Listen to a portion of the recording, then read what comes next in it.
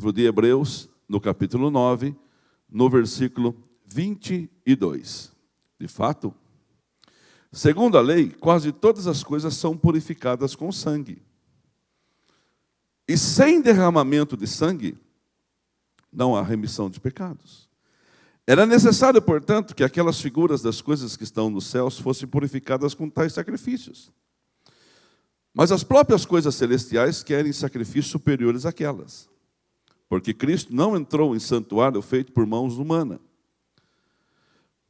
Porém, no próprio céu, para comparecer agora por nós diante de Deus, ele não entrou para oferecer a si mesmo, muitas vezes, como sumo sacerdote, e entra todos os anos no Santo dos Santos com sangue alheio. Se fosse assim, ele precisaria ter sofrido muitas vezes desde a fundação do mundo. Agora, porém, ao chegar o fim dos tempos, ele se manifestou uma vez por todas, para aniquilar o pecado por meio do sacrifício de si mesmo. Assim como os homens está ordenado a morrerem uma só vez, vindo depois o juízo, assim também Cristo, tendo oferecido uma vez por todas para tirar os pecados de muitos, aparecerá a segunda vez, não para tirar pecados, mas para salvar aqueles que por ele esperam. Palavra poderosa, hein? Que coisa linda esse texto de Hebreus. Pai querido, fala conosco. Nos ajude. Tenha misericórdia, Deus. E essa igreja tão seleta, de pessoas tão importantes, de pessoas tão significativas, pessoas que não ficaram amedrontadas por um tempo chuvoso e conseguiram chegar. Eu peço que o Senhor abra o céu sobre a vida dela. E fala no coração de cada um, para a tua glória e honra, em nome de Jesus. E todos digam amém. Você pode dar um amém mais forte, mais robusto. Deus abençoe você e pode assentar-se. Graças a Deus. Coisa linda. Olha, irmãos, esse texto. Hebreus capítulo 8, verso 13. Aquilo que está se tornando antiquado está perto de desaparecer. Só que sempre aparece uma solução melhor. Quem já teve um telefone desse aqui, irmãos? Já teve? Quem é do tempo que você lembra que vendia-se linha telefônica a preço de carro novo? É isso aí, não é verdade?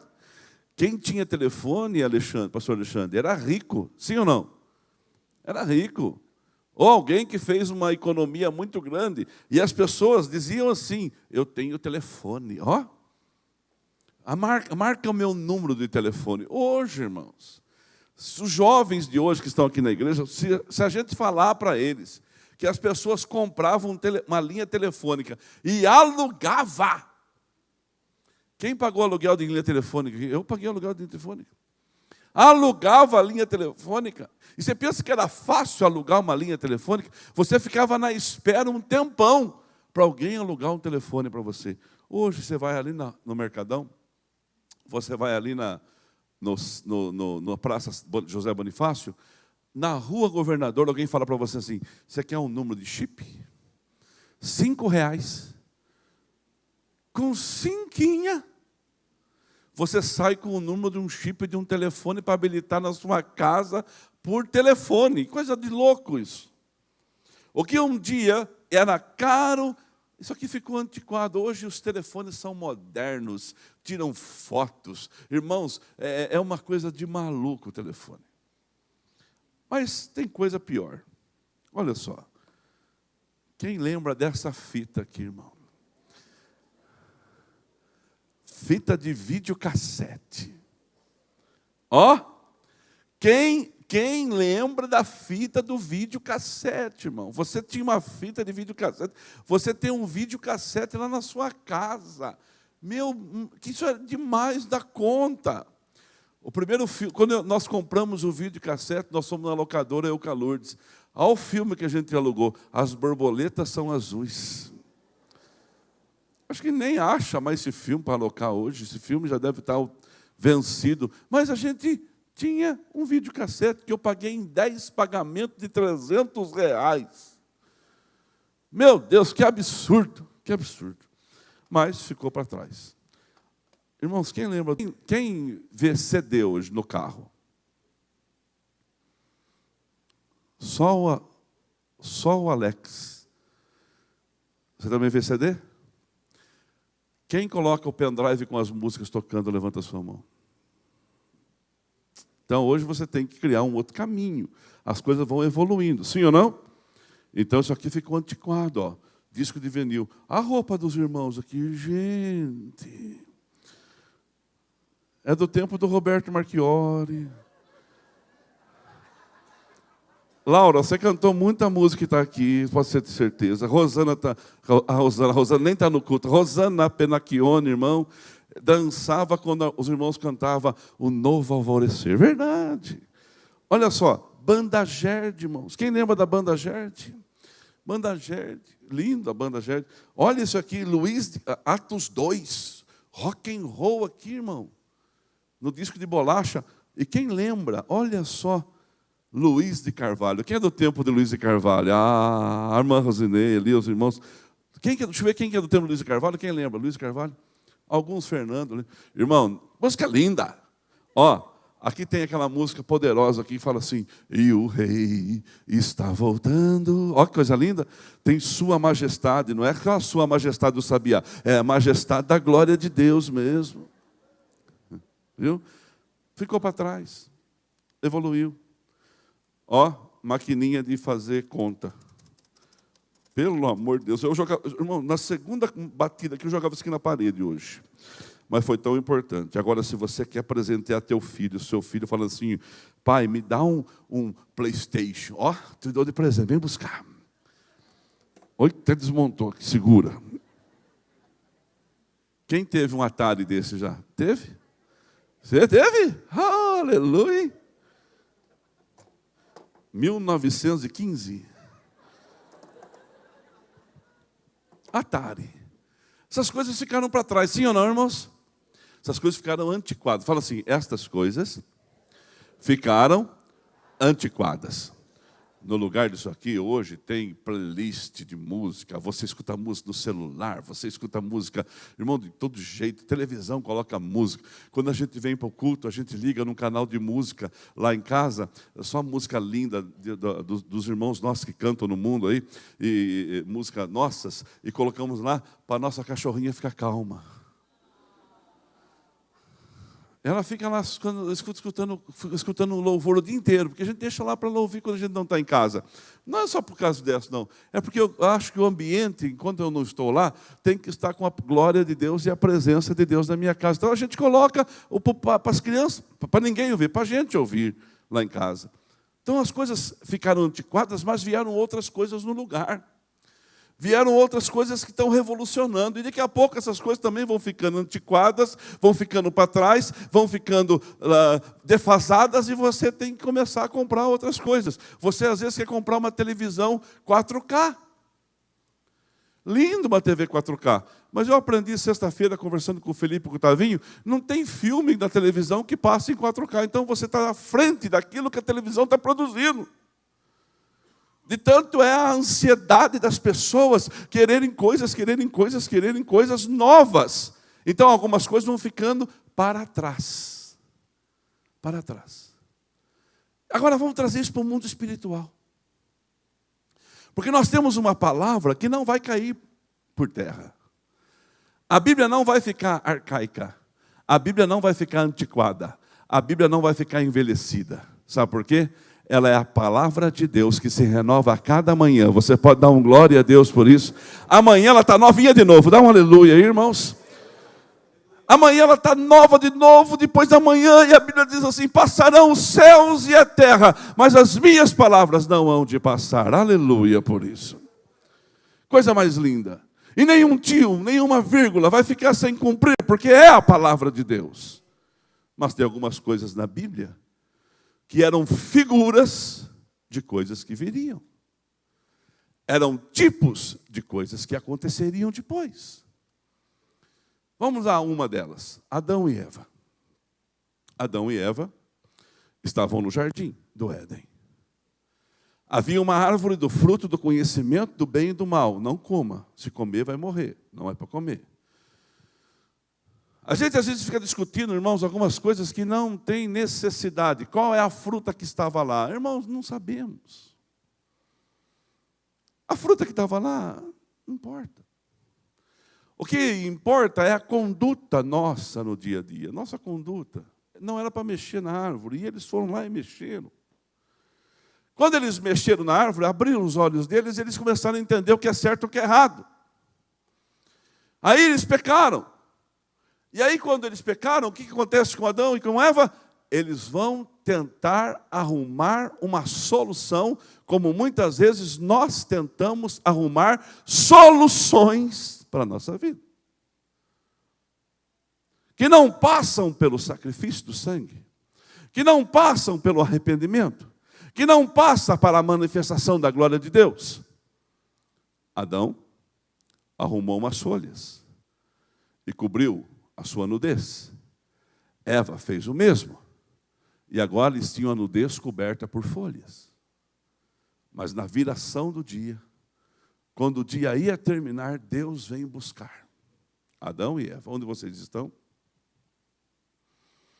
E Eva e Adão dizem assim: estamos aqui, ouvimos a tua voz, nos escondemos. Mas por que vocês se esconderam? Nós nos escondemos porque o Senhor podia nos matar, o Senhor podia nos perseguir, o Senhor podia pôr a sua mão, estamos com vergonha. Por que será que quando nós pecamos, quando nós fazemos alguma coisa que não agrada a Deus, a primeira coisa que a gente faz é abandonar a comunhão? Por que o abandono da comunhão? Por que a gente abandona a presença de Deus? Irmãos, presta muita atenção, hoje é dia de renovo. Hoje é dia de Deus nos trazer para perto dele na fogueira. Hoje é dia do mar de Tiberíades, novamente Deus nos achar com o milagre do chamado. Eu tenho que abrir meu coração para isso. E agora Adão fala: eu me escondi. Por que esconder-se? Quando pecamos era a hora de se apresentar. É hora de se apresentar e falar assim: pai, precisa mudar aqui tem que mudar alguma coisa. Aqui tem que trabalhar algo. E Adão e Eva então disseram para Deus que eles estavam com medo e se esconderam. E Deus fala com eles assim: olha, aconteceu isso. Vai comer pão com o suor do rosto. Se você está procurando quem inventou o trabalho foi Deus. Então é melhor trabalhar. Tem gente que pede para o mundo acabar em barranco para ele morrer encostado. Não é o seu caso. Você não morre encostado, você vai lutar até o fim. Você pode dar um glória a Deus por isso. E aí, vão aumentar as dores do teu parto. Você vai dar luz, sim, Eva, mas agora as dores serão aumentadas. Quer dizer que eles tinham filhos antes? Possivelmente sim, só que sem dor. A terra vai produzir abrolhos, vai produzir sementes daninhas. Irmãos, já pensou você ter um jardim na sua casa que não precisa cortar, não precisa podar a grama, não precisa tirar erva daninha, não tem braquiara, não tem aquela outra que pega em todo lugar, como é que chama aquilo lá? Tiririca. Era assim que eles viviam no jardim, eles não tinham essa preocupação. Mas agora a terra vai produzir isto. E Deus deu o castigo. O homem agora não vai viver mais eternamente, vocês vão ter um tempo de vida e vocês vão morrer. Então, isso a gente aprende que ninguém vai ficar para semente. Só que aí Deus fala tudo isso. Deus dá o castigo, dá a repreensão, mas dá a solução. Esse é o Deus que a gente serve. Deus sempre tem uma solução para a nossa situação. Você pode dar um glória a Deus aí, Mauro? Deus sempre tem. Fala assim: o meu Deus sempre tem uma solução para a minha situação. É impossível que Deus não tenha pensado na hipótese de qualquer deslize, queda, erro, desgraça que aconteça com o ser humano. Deus tem a solução. Deus tem, por mais dolorosa que ela seja, por mais difícil que ela seja, Deus tem sempre uma solução. Ele vai, pega um animal, sacrifica um animal, tem que ter sangue. Desde aquele tempo, Deus estava mostrando, para tirar o pecado do homem, para cobrir a nudez do homem, tem que ter sangue. É preciso derramar sangue. E o animal sacrificado, imolado, tira a sua pele e faz uma roupa para Adão e Eva usar a partir de então para cobrir a sua nudez. Quem era esse animal que pagou? Esse animal era culpado ou inocente? Esse animal estava... Por que foi escolhido ele? Esse animal era inocente, não tinha a ver com a situação. Então Deus estava mostrando que, um dia, para resolver o pecado do homem para sempre, para não ser uma aliança antiquada, arcaica, ultrapassada, vencida, precisaria aparecer uma nova aliança. Deus estava dando uma ideia do que ia acontecer. Um inocente ia dar a vida pelos pecadores. Um inocente ia ser morto por causa dos pecados da humanidade. Ia se apresentar diante de Deus, não num tabernáculo feito por mão de homens, mas na presença de Deus, falando assim, cumprir. Aí a humanidade começa a desenvolver. Aí aí nasce Abel e Caim. Provando que em todas as famílias que vivem debaixo da lei, fora da presença de Deus, ou na presença de Deus, porque Adão e Eva viviam bem. Algumas coisas mudaram, nasceram seus filhos. Toda família tem dificuldade. Por isso que a gente está investindo nesse treinamento, para poder ajudar as famílias e trazendo o pastor para pregar para todos nós. Porque às vezes você pode, um ajustinho ali, uma posição aqui, pode ajustar a vida de todo mundo. Às vezes o marido está irritado, a esposa está irritada, os filhos estão irritados, precisa ter um ajuste. Precisa chamar para o ajuste. Deus sempre tem uma solução. E a família de Adão e Eva estava vendo um problema, porque Caim vai e oferece o fruto do seu trabalho. E Abel oferece o fruto do seu trabalho. Por isso, irmãos, não é o que se oferece, é como se oferece. Você pode trazer, quantos gostariam de trazer um dízimo aqui de 100 mil reais? Levanta a sua mão. Eu gostaria de trazer amanhã. Eu nem traria, transferia direto para a conta da igreja. Mas já pensou se você trouxer um dízimo de 100 mil e ficar exibindo para todo mundo? Ó, sou eu que sustento essa igreja. Esses dias eu estava vendo as contabilidades do Estado, o sistema. Aí o pastor falou assim, não digitou não, é isso aí mesmo. Mas tudo isso, quase 1 milhão de dízimo, irmão. Pena que não foi aqui, né? Mas Deus abençoe o irmão lá. Um pioento. Começou a jogar futebol. Jogou futebol. Foi comprado por um time da França. Foi comprado por um time da Inglaterra, agora no meio do ano passado. A transação deu uma fortuna para ele.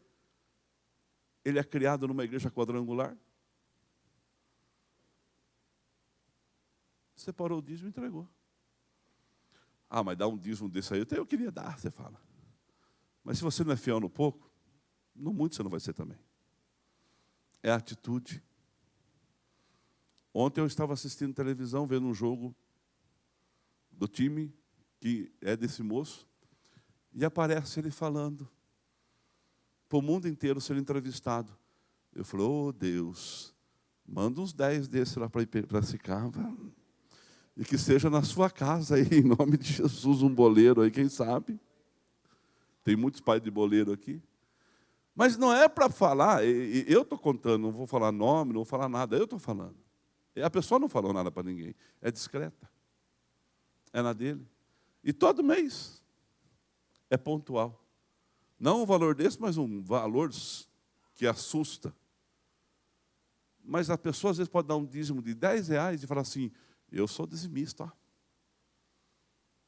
É atitude. Não é o que oferece, é como oferece. Abel ofereceu o melhor dos seus do seu trabalho, que eram animais, mas ofereceu com uma gratidão. E Caim vem e oferece uns frutos também. Alguns dizem que o fruto era verde, mas não dá para entender se era verde, se era maduro. Mas imagina que o fruto fosse verde, ele pegou o fruto verde. Se fosse maduro, ele pegou o melhor que ele tinha. Mas é a atitude. Sabe quando você canta uma música esperando que você receba um elogio? Sabe quando você prega esperando que alguém bata nas suas costas e fala assim: ei, pastor, arrebentou, hein? Você sabe quando você faz alguma coisa para a igreja e você quer que as pessoas vejam o que você fez? É o fruto de Caim. Olha, quando você faz e o reconhecimento chega, porque chega. As pessoas reconhecem. E se ninguém reconhecer, Deus reconhece. E Deus manifesta a glória na vida daquela pessoa, e Deus acha aquela pessoa, e Deus abençoa aquela pessoa, e Deus faz algo poderoso. Mas tem que ter a atitude certa. A atitude de Caim foi errada, a de Abel foi certa. Aconteceu uma inveja, dentro da família criada por Deus, um problema de homicídio. Olha que desgraça. E o pecado começou a aparecer, e houve uma marca na testa, ou melhor, uma marca em Caim, que dava a entender que quem mexesse com Caim ia ser marcado também. Então ninguém mexia com Caim, mas Caim viveu com aquela marca um bom tempo da sua vida até morrer. E essas marcas sempre ficam na vida de alguém. Pessoas que ficam marcadas por algo que fez há 10 anos, 20 anos, 30 anos, mas ninguém esquece. O Espírito Santo já perdoou, através do sangue de Jesus. Jesus já chegou diante de Deus e falou assim: olha, eu estou oferecendo o meu sangue em favor desta pessoa que pecou. Eu estou perdoando ela, porque eu morri na cruz por ela. E a igreja, nós muitas vezes ainda ficamos com carimbo na vida daquela pessoa para sempre. Se a pessoa confessou o pecado, se a pessoa deixou o pecado, se a pessoa creu em Jesus Cristo e mudou de vida, irmãos, não faça o papel que não é seu. Nós não somos o acusador. Quem é acusador é Satanás, sim ou não? Dia desse eu fui num supermercado e comprei um pernil. Irmãos, quem gosta de pernil aqui? Gosta de pernil? Aqueles com corinho, aquele que vem com o couro em cima, assim. Oh, Jesus! Aquilo não presta, irmãos, comer pouco. A hora que eu olhei o pernil assim, tinha um carimbo do CIF, Gilmar. Carne carimbada é carne de confiança. Ela passou por fiscalização. E tinha o carimbo do CIF. A hora que eu ouvi aquele carimbo do CIF, eu fiquei tão irritado que eu peguei aquele pernil e falei assim: por que colocar essa mancha vermelha, esse carimbo no couro do pernil, do porco que eu vou comer, e joguei no lixo?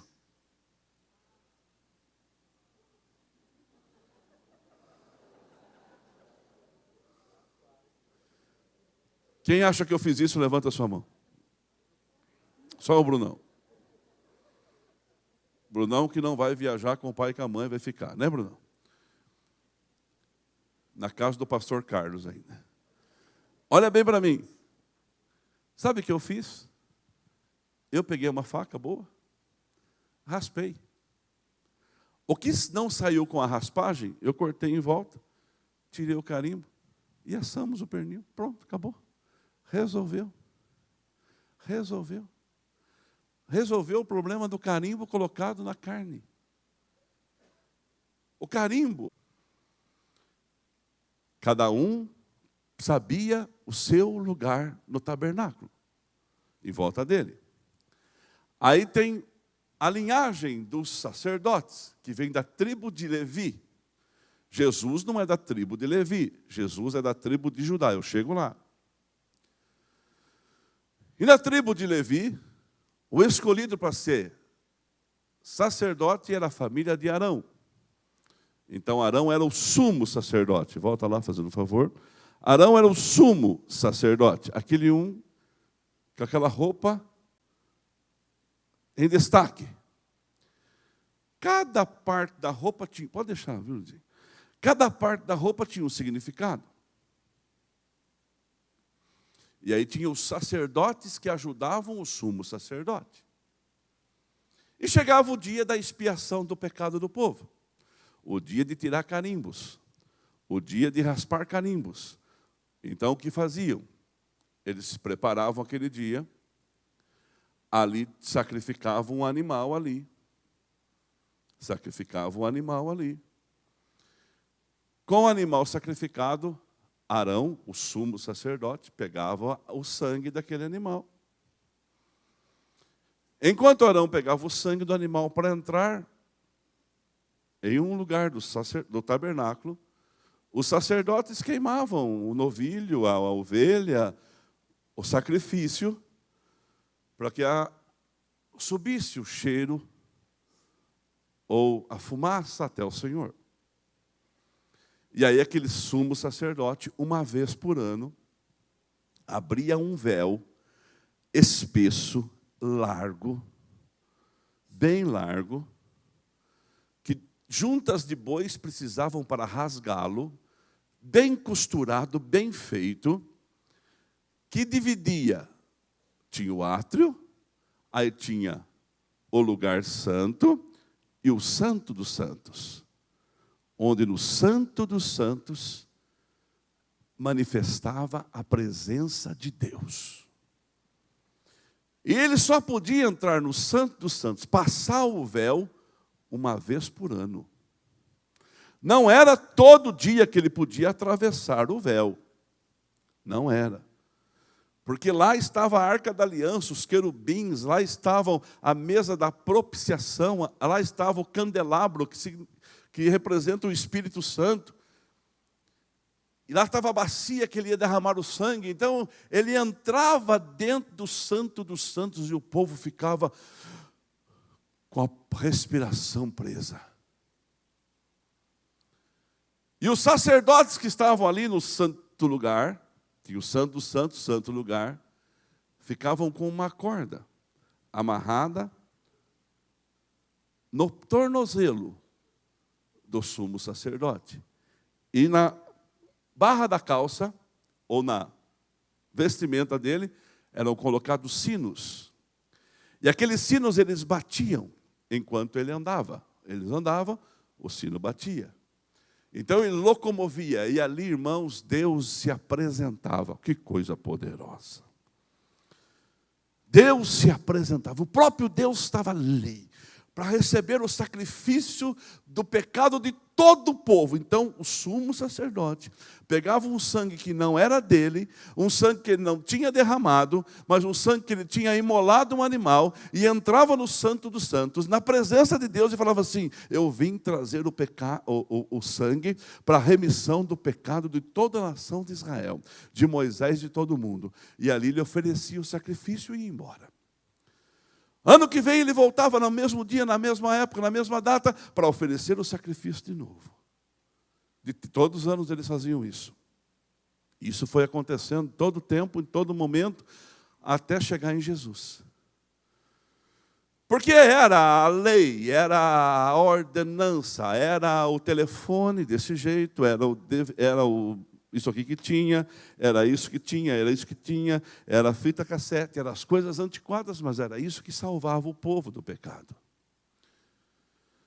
Aí chega Jesus. Aí chega Jesus. Vou falar de novo. Aí entra Jesus em cena.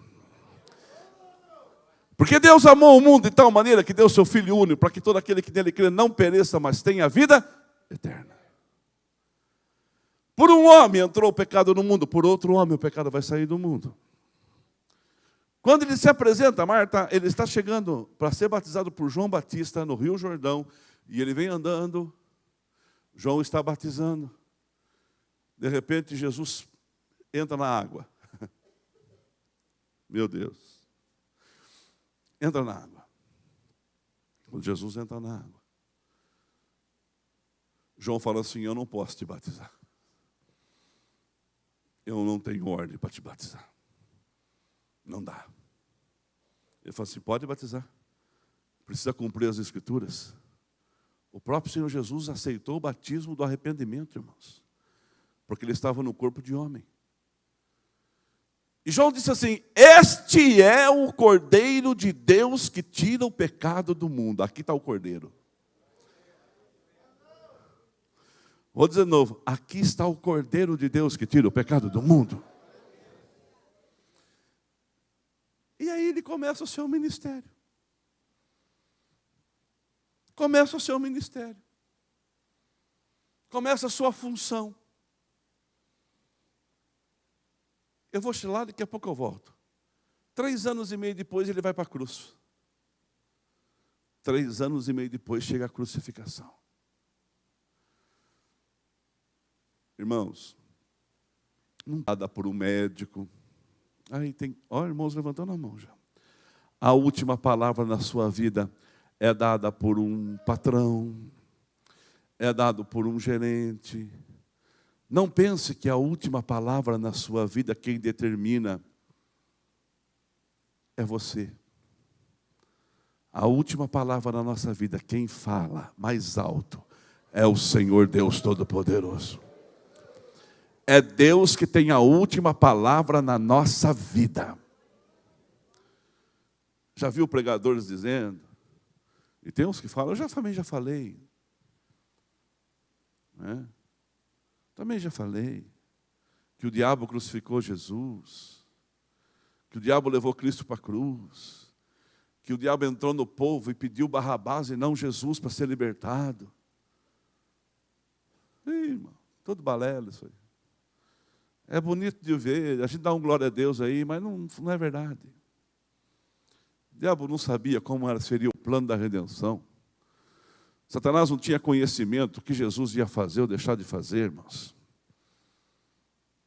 Satanás não ficou feliz porque ele morreu na cruz, não, porque ele sabe como Deus age, sabia que Deus que deu a solução, porque ele estava lá no Éden, ele foi o que induziu Eva e Adão a comer do fruto errado através da vida da serpente.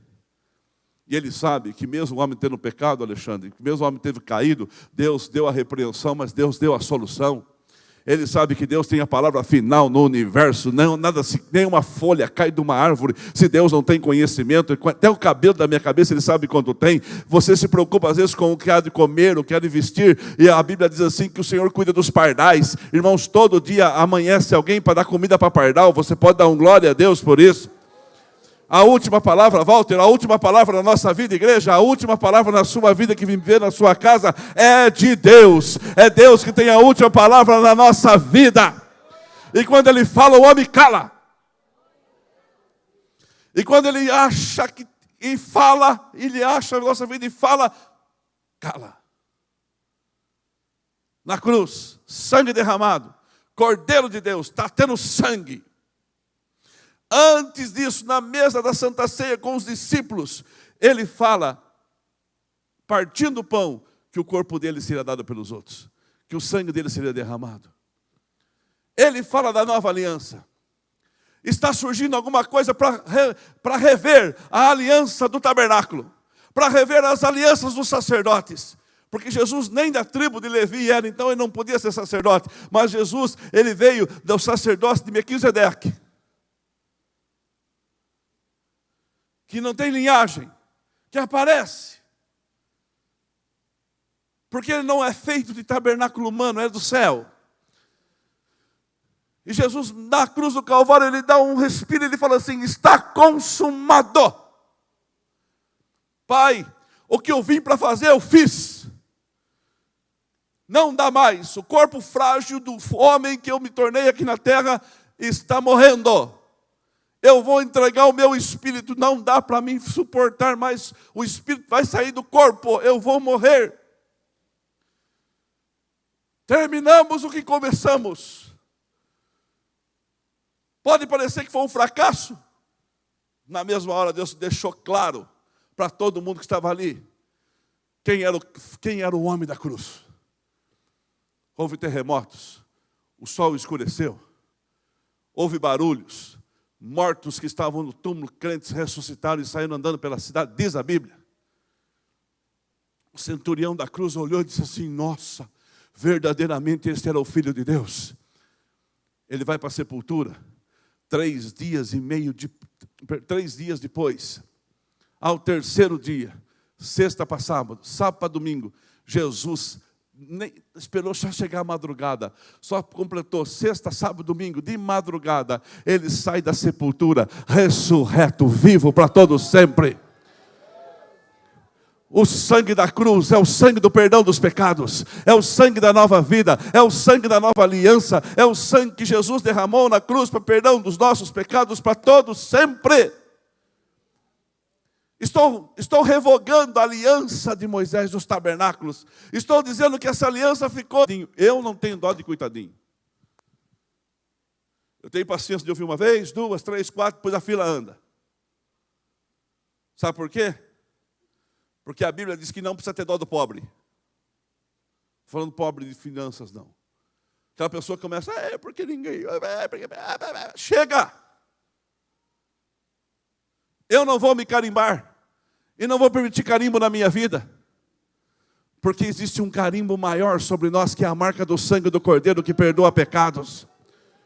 Às vezes a família da gente carimba a gente como um fracassado. Às vezes as pessoas carimbam a gente como um infeliz. Às vezes a gente vai aceitando isso porque as coisas é uma sucessão de coisas que acontecem que não vai dando certo. E a gente acaba aceitando aquele carimbo como se fosse uma regra. Não é! Porque Cristo na cruz, com o seu corpo, levou todas as nossas maldições. Fala assim, eu sou o que a Bíblia diz que eu sou. E a Bíblia diz que eu sou mais que vencedores. E fala assim, em nome de Jesus, esse carimbo não vai ser lançado fora. Não vou jogar fora esse pernil, de jeito nenhum. Porque uma raspadinha já deu resultado.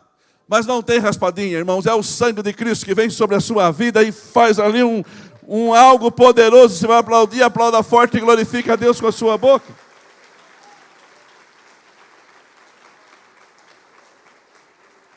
Aí vamos lá. Como que ele resolve os carimbos da nossa vida? Nova aliança. Jesus estava aqui na terra pregando. Um belo de um dia, ele precisava de equipe. Ninguém faz nada sem equipe, irmãos. A gente precisa de equipe. A gente precisa de pessoas que nos ajudam. Nos ajudem. E ele precisava.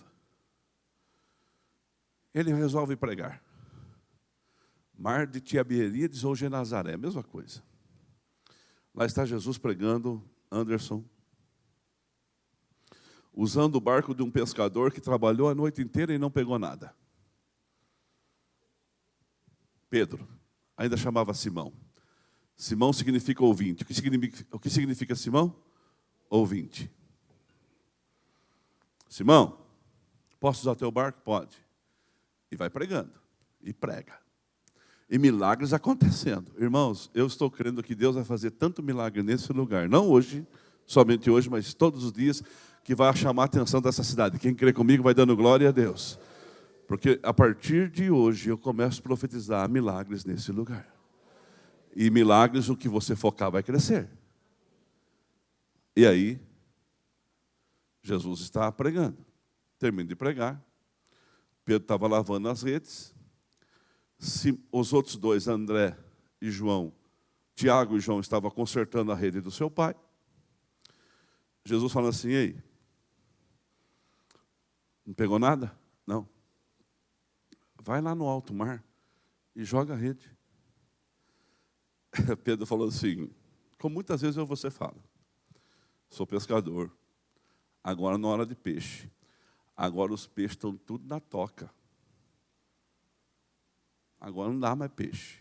Agora tem que ir na toca, pegar com a mão, tirar, tem que buscar pelo menos para comer para casa, porque não dá mais peixe. Mas Pedro olhou para Jesus e Pedro foi que lançou essa ideia. A última palavra na minha vida é tua. Não tem peixe não, Jesus. Senhor, não tem peixe, não dá peixe, não vai ter peixe. Mas sobre a tua palavra eu vou lançar a rede. Porque o Senhor está dizendo, eu vou lançar a rede. E foi. Irmãos, e quando Pedro sai para lançar a rede, Deus dá um comando. Levanta a mãozinha direita e diz assim, Deus dá um comando. Faz assim comigo, só. Peixes. Fica o dedinho erguido, só um pouquinho. Peixes. Irmão, tinha peixe falando assim, Senhor. Como diz o ratinho, Senhor. Agora é hora de dormir. Sai da toca. Todos os peixinhos que estavam ali naquela região começaram a se movimentar. Aonde que eles pararam? Debaixo do barco de Pedro. Em nome de Jesus, a palavra de ordem está dada. Só lança a sua rede, porque os peixinhos estão se movimentando debaixo do teu barquinho. Você pode dar um glória a Deus por isso? O que é o teu peixinho? Aquilo que você precisa. Você está começando a ter movimento. E parou debaixo da rede. E Pedro jogou e pescou. E teve que chamar os vizinhos. Vem me ajudar, porque é muito peixe, muito peixe, muito peixe. O milagre aconteceu, o chamado poderoso. Deus chama, irmãos. Na hora certa, o chamado chega na sua vida. E aí, Pedro passa a seguir Jesus.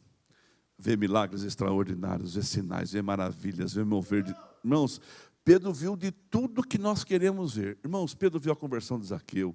Pedro viu a libertação do endemoniado gadareno, que saiu o demônio e entrou nos porcos. Pedro viu, irmãos, morto ressuscitando. Pedro viu Lázaro saindo da sepultura. Pedro viu curas. Ele viu de tudo. Aí Jesus estava conversando e falou assim, olha, hoje eu vou ser entregue para ser morto e todos vocês vão fugir. Pedro falou assim, não, todos menos eu não te nego de jeito nenhum. Jesus olhou para Pedro e falou assim, Pedro, você não aprendeu que a última palavra na sua vida é minha? Tanto para cima como para baixo. Antes que o galo cante, você me nega 3 vezes. E Pedro, então, foi lá no meio do povo, daqui a pouco descobriram que era ele. Jesus estava sendo preso. Pedro negou a primeira vez, negou a segunda vez, sentou numa fogueira, numa fogueirinha, e ficou lá, quietinho. Porque, irmãos, Pedro também, você fala assim, ele negou Jesus, mas cadê os outros discípulos? Onde que estavam? Pedro, pelo menos, seguiu de perto. Era tanta intimidade, tanta proximidade com o mestre, que ele falou assim, eu vou ficar perto dele. Cadê os outros?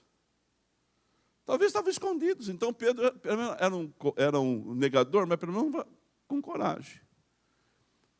De repente, na fogueira ali, Pedro, você é um deles. Ele falou assim, não, de jeito nenhum. Quando ele fala de jeito nenhum, numa fogueira de brasa, esquentando do frio, o olho de Jesus vem e cruza com o dele. Irmão, Jesus não fala isso aí. Jesus só pegou, olhou com amor e falou assim, Pedro, mas precisava tirar o carimbo do traidor. Porque Pedro, irmãos, era o ouvinte que passou a ser pedra, Pedro, que Jesus disse assim, olha, eu vou começar a minha igreja com você. Como que vai começar a igreja com um homem fraco desse? Então Deus precisava tirar o carimbo de Pedro. E Jesus ressuscita. Apresenta para os discípulos, não fala nada com ninguém, o ambiente não estava preparado. Tem hora para a gente consertar coisas. Tem hora para a gente resolver coisas. Agora não era a hora. Tomé não estava lá, de repente Tomé falou com ele que não acreditava. Ele vem só especialmente por causa de Tomé. Tomé, vem colocar a mão aqui, vem saber que sou eu. Aí Pedro um dia angustiado, falou assim, eu vou pescar. Era 5 pescar. Eles estão pescando, e está chegando o dia, está amanhecendo o dia. E eles jogam rede, não pega nada, jogam rede, não pega nada. Daqui a pouco aparece um homem na praia. E fala assim, ei, tem peixe aí? E hoje não pegamos nada. O homem fala assim, joga a rede do lado direito. E eles lançam a rede do lado direito. Irmãos, o mesmo comando, o mesmo agir no chamado era agir na restauração. Os peixinhos de novo. Agora acho que não estava na toca, estava tudo nadando por ali, mas longe da rede. Em nome de Jesus, se os seus peixinhos vossos estão nas tocas, eles vão sair. Se eles estiverem chegando perto do barco, eles vão parar debaixo. Você pode dar um glória a Deus por isso. Pá! Os peixinhos ali. Jogou a rede. 154 grandes peixes. Deus fez um milagre e mandou contar. Irmão, quando o peixe apareceu, Pedro falou assim, é o mestre, é ele, essa voz eu conheço, esse milagre eu conheço, aconteceu comigo isso aqui, ele veio por causa de mim. Ele estava pelado, pulou na água. Mania, né, tá vindo? Vocês têm que pescar pelado, mas tudo bem.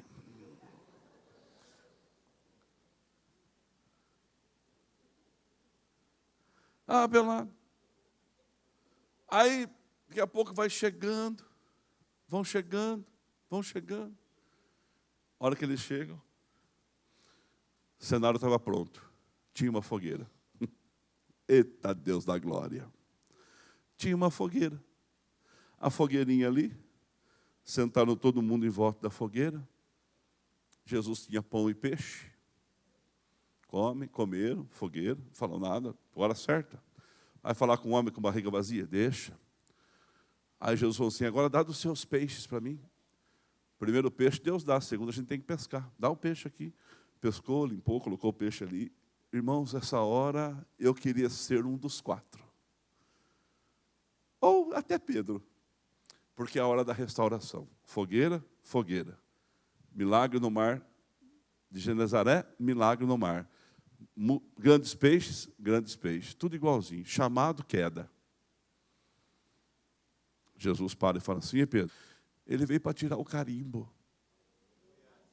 Ele veio para dizer que eu posso ser dele de novo. Ele veio para dizer que ele entende o meu pecado. Ele veio para dar uma repreensão, mas ele veio trazer a solução. Fala comigo assim, o meu Deus sempre tem uma solução. E aí ele pega e fala assim, ó, apacenta as minhas ovelhas. E não acabou a conversa. Pedro estava restaurado, descarimbado, se é que existe essa palavra. O poder do sangue se manifestou mais uma vez. E eu digo para você nessa noite, se Deus precisar fazer uma fogueira para te achar, Ele vai fazer a fogueira para te achar. E no lugar que você caiu, você vai ter dupla honra. Quem crê vai dando glória a Deus.